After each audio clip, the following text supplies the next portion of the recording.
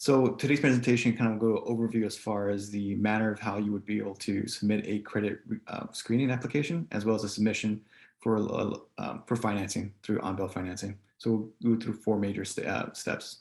Just how high level as far as OBF collaboration with MCE, and then just go over as far as what a cohort means to you and the pre and post submission. Next slide. So first, we'll kind of give an overview as far as how we'll collaborate with MCE on providing incentives and financing. Traditionally, on-bill financing has been paired with PG incentives or pay for performance incentives. Those programs would vet the project for eligibility.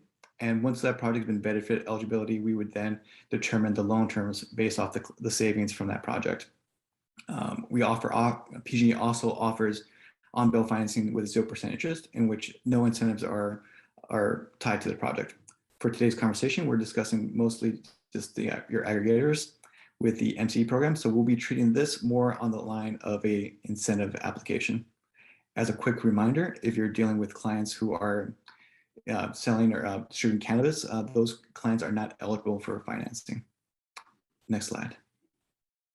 So as mentioned earlier, as far as the aspect of on-bill financing with incentives, what that means to you as an aggregator would be that the project itself would have a loan minimum of $5,000 and be capped at a maximum of $250,000. Whether it's a government customer or not, or as far as small business or large ag, there would be a 10-year payback maximum. An example below, the loan terms are based off the estimated project savings based off what gets approved. So we translate the K2H or therm savings based off the customer's commodity rate, and we translate that to an annual savings. Those annual cost savings will equal as far as the monthly savings they would see per year, and PG&E will add an additional month. So that's essentially how the loan terms would be generated based off the estimated annual cost savings. So with that being said, this offering will be eligible for 0% financing. It will not be eligible to be combined with other MCE or PG&E program offerings. And with that being said, today's conversation offers mentioned other PG&E and MCE offerings, but today's conversation will just come to a high overview. The idea would be that you would simply work with us to submit a credit screening known as a payment history screening request that will generate a financing application record. Once that record's created, you may move forward, work with MCE, apply with Marketplace to get qualification for the project.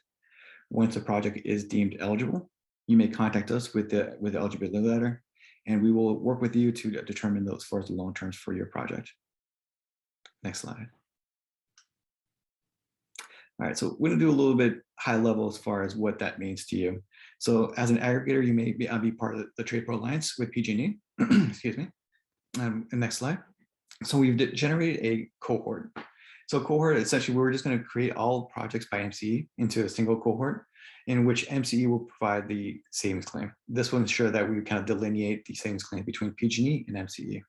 So the very high level, once you have a profile with Energy Insight, you would locate the cohort by copying and pasting the cohort name. Here would be parent population 35350, or copy and paste the name listed on this PowerPoint slide. You'll get a copy of the slide at the end of this presentation. You would copy that information into the search field, kind of delineate on the search box, select meter-based projects, locate the MCE savings claim cohort, and from there you would be able to click on the related tab and click new. So this kind of quickly summarizes the first and easy way for you to be able to create a cohort on PG&E's Energy Insight website. Next slide. Once you create that record, you'll be able to put the project name. By default, select tier 1 for your project, and then you'll be able to select the type of technology you're proposing to install. Most common would be lighting. And under special flags, you'll list here, you'll be able to request for a payment history screening. And if need be, you could also request for a 12-month usage request. Other details as far as description, as far as what type of project you'd be installing, you'd select the primary gas or electric assay used to generate the object, and high level as far as your anticipated costs and savings for the project. Once you do so, you can click save. And at that point, a member of the OBF processing team will run a query on these objects and perform a credit screening for you. They will contact you and provide you the unique identifier that you can move forward with to state that this project is under application 1, 2, 3, 4, 5, whatever that may be. Next slide.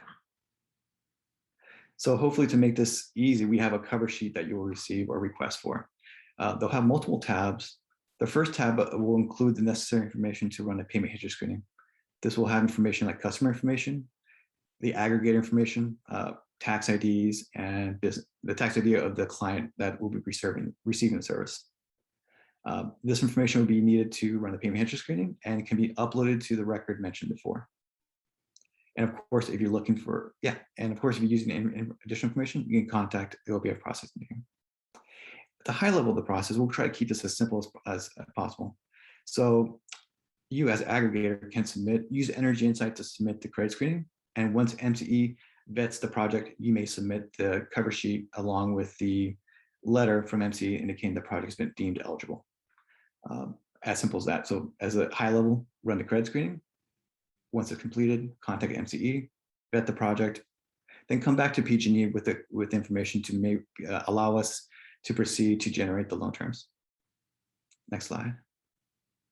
So that kind of summarizes the pre-install submission process, but we'll kind of go deeper dive. So next slide, please. So this is the cover sheet I mentioned earlier. So it's essentially the same document mentioned earlier. We're talking about the second tab. So the second tab, we understand that we're dealing with a proposal.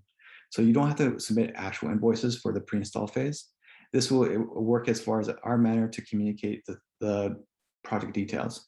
You would fill out as far as the application number, the site information, your company information, and as far as the details of the project broken down by technology. So if you're talking about different light bulbs or what technology, kind of lay out as far as description of the project, the cost, labor, and any other costs related to the project. Once you fill out this form, you're uploaded to the record, and this is all we need in order to generate a loan agreement. Next slide. At post-submission, this is essentially, next slide.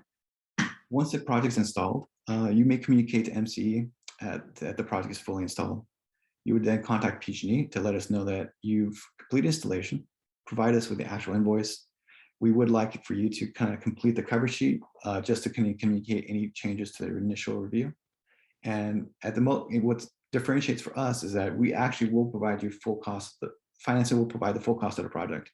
We understand the incentive piece may take a year after installation, but we'll provide financing soon after installation. So once you confirm that the project's installed and you communicate to MCE the completion of the project, we will move forward to generate the final loan terms for the contract. If by chance the contract terms have changed, meaning that the cost of the project may have varied by $100 or more, we'll generate a second loan agreement in which we'll kind of validate with the customer to let them know the changes to the contract and terms and conditions with PG&E. At that point, we'll release funds. And and that's essentially a quick summary as far as the loan process of requesting, receiving a loan contract, and receiving payment. Next slide. This slide will kind of indicate as far as what fields on the Energy Insight you would fill out as far as final costs and final savings. Next slide. Of course, there's a lot of information, but the idea of this would be very high level, try to keep it simple, and that what PG&E will be asking would be very high level information you may have already.